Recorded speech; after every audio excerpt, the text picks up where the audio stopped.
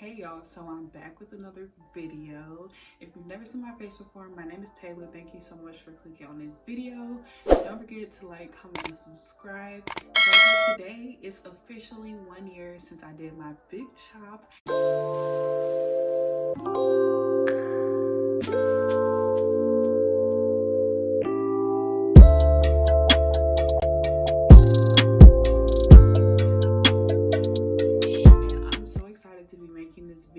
I've been looking forward to doing this and planning to do this for such a long time. And I also want to share my big chop story in hopes that this would inspire someone else to make the step to do a big chop. So let's just get into it. No, I've been really MIA on YouTube and I'm sorry. School has really just, girl, it's been something. We'll have some college content coming, I promise, before the semester ends. So I'm planning to do a Q&A. So please drop some questions down below, or you can DM me on Instagram. I'll insert that here and it'll be down below in the description. Make sure you drop me some questions. Let's get into this big chop story and my tips. I've been natural all my life. I never got a relaxer as a kid, but that doesn't mean I wasn't frying my hair. I straightened my hair like all throughout middle school, and I think I finally stopped straightening my hair my freshman year in high school, and that's when I really like embraced my natural hair. I didn't straighten it as much anymore, or at all really. My freshman year of college was like the longest my hair had ever gotten. At this point, my hair was really healthy. It was growing. It was amazing.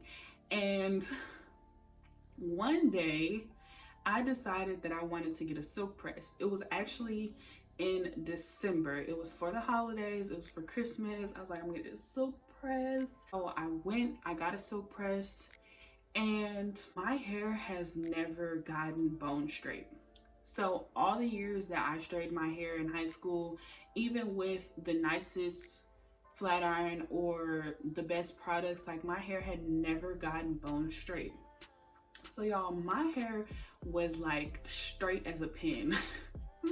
And I'll insert like what it looked like. It was so straight, and I should have took that as a red flag, because my hair had never been that straight, and I had gotten my hair like professionally flat ironed before, and it still had a little puff to it normally, but this time was different. It was really straight, and my mom was like, I feel like she burnt your hair. And I was like, oh no, you tripping, like it looks good, you tripping, my hair's fine. Wore that for like 2 weeks. And I did not put any other heat on my hair in that time period. So I wrapped it and I wore it, but I didn't re-straighten it. And that was another red flag, because I didn't have to like touch it up at all in the whole 2 weeks. That's how straight it was. So break is over. I go back to college and I'm like, okay, it's time to wash this out. Go back to the curl. Psych! And my hair did not revert. Like at first it was not a curl in sight. My roommate Tyra, shout out to Tyra, she was like, it'll get better, and I just was like, no, my hair's damaged. So the pictures will show like the front of my hair was like completely straight. Started to like try to do mask and all this other stuff, deep conditioning, and it truly would not revert. And at the beginning, I was like really accepting of like the fact that it just wouldn't revert. I don't know, like I was like, yeah, it's just damaged. People ask me like, what happened? Oh, it's just damaged. I accepted it. I knew as soon as I washed my hair and it didn't revert, I was like, yeah, I'm gonna cut all my hair off. And I told my mom this, and she was like, you're not cutting your hair. It's gonna go back. It's gonna be fine. But I personally knew. And to top it all off, I started looking at like hairstyles, like short hairstyles, and screenshotting like, okay, this is what I want. And I was like, I'm just gonna chop all my hair off, or just gonna restart. But I don't know what happened. With the whole semester, I did not cut my hair off the whole semester. I wore it, I let it grow out. I would just like do protective styles, or like I would braid it back or wear it in a bun. Sometimes I even would just wear it damaged. I went to see this like natural hair specialist or whatever. Told me that my hair wasn't fried. Like, she looked at my hair and was like, didn't resemble hair that had been fried. So she thinks that products that maybe the lady used like just did not work on my hair, in addition to it being flat iron. She's like, it wasn't burnt, like my hair was not fried, it just would not revert. And that was like in the summertime, because I was back home in St. Louis, and I was like, yeah, well, I want to chop all my hair off. And she's like, no, like you shouldn't do that, blah blah blah, your hair is not fried, like it maybe it'll revert. And I was like, no. I just wasn't having it. I knew I wanted to do a big chop, and I looked for months. So I finally decided in November that I was gonna go and get my hair cut.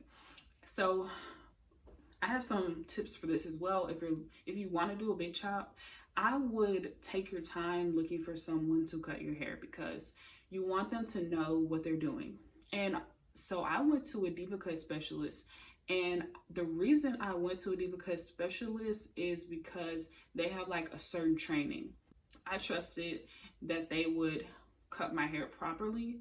So I'll insert the girl that I went to. She was really patient with me. She talked me through everything. Like when she was cutting my hair, she was like, I'm gonna have to cut a lot of it off. And I was like, okay. So she really worked with me through the haircut, and she told me like, if there's any stray pieces, like please come back, you know, because my hair was so long and it was hard to just do like such a big cut at one time. So there were a lot of pieces of my hair that were still straight, and I just cut them myself at home. I just would cut off the straight ends, and I got my hair down to a length that there was no more straight pieces at all. So now that y'all got the backstory of everything that happened, now I'm gonna get on to the growth tips. So the first thing is a major thing, and it seems kind of silly, but like most people don't do this. So when I first cut my hair, I got into a routine.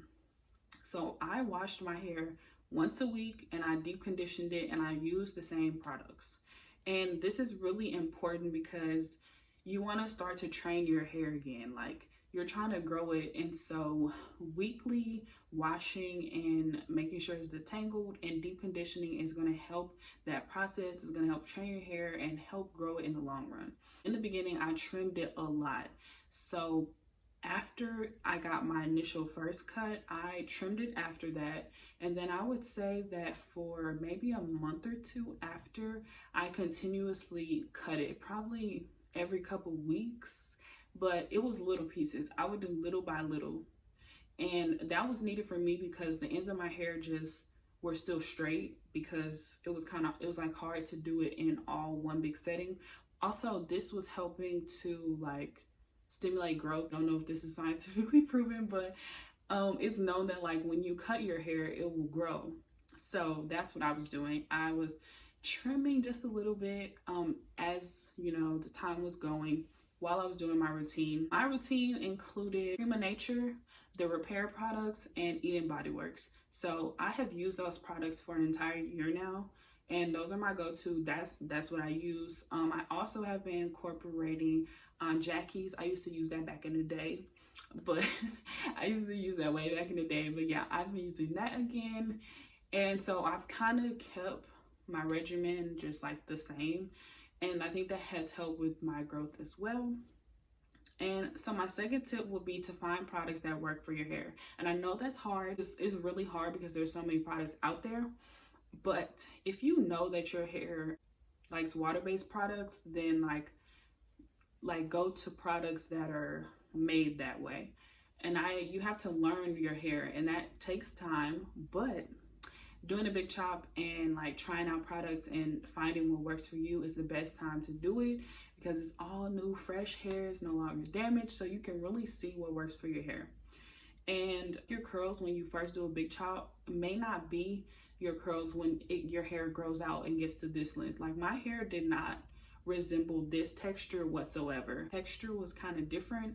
Honestly, don't know why. Maybe just because my hair was shorter, but it didn't resemble this, and I really struggled with that because I was used to having like a big fro and, you know, big curls and stuff, and it just did not look like that. So I had to really get used to that and like accept the fact that this is a growing process. So my next tip, of course, is to do protective styles. And I don't mean, you know, just get box braids and leave those in for months. No, I mean get a protective style and actually protect your hair. And what that means is getting a style and actually oiling your scalp, or like I did the mini twist, the protective style. So like I would just moisturize those. I would oil my scalp, all of that. When you get protective styles, you have to still protect your hair, which means incorporating moisture and just taking care of it. A lot of people see breakage and they don't see a lot of growth from protective styles because like they just get box braids and leave them. You can't do that for 3 months. You can't leave box braids in for 3 months and just like, oh, my hair's gonna be down my back now. No, you still have to like take care of your hair. Make sure you get satin pillowcase or you wear your bonnet or scarf all the time. Let me tell you, when I first cut my hair, like I always had my bonnet on, my scarf on. But now that it's grown out, I've definitely been lacking on wearing my scarf all the time and wearing my bonnet. I've gotten lazy, and I can tell a difference in how my hair feels, and like it's a lot more matted now because I don't really protect it at night and when I'm just lounging. So definitely get you a cute bonnet, a cute scarf. So definitely get protective styles and actually protect your hair. Tip is when your hair is starting to get longer, or just in general, make sure that you're detangling. So as with my regimen, I detangled my hair weekly, and that helped to get rid of knots and prevent like breakage and all that.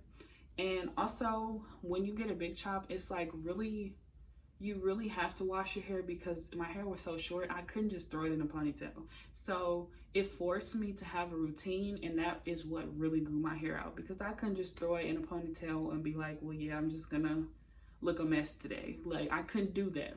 So I had to make sure that my hair was like moisturized and looked okay, because it was short, and you could, I don't know, you would just really know that my hair looked a mess if it just wasn't washed and moisturized.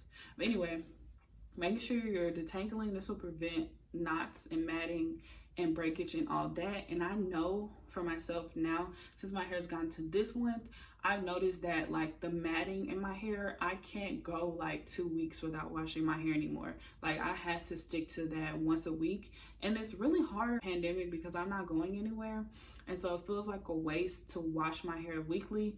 But with that, so if I want to wash my hair but I don't plan on going anywhere for like a whole week, I'll just do 2 French braids, or I'll do mini twists. I'll do something. That way I'm still washing and detangling my hair to prevent, you know, the matting and all that, and making sure it's still getting moisturized and still taking care of it. Tangle, but also take care of your hair no matter the circumstances.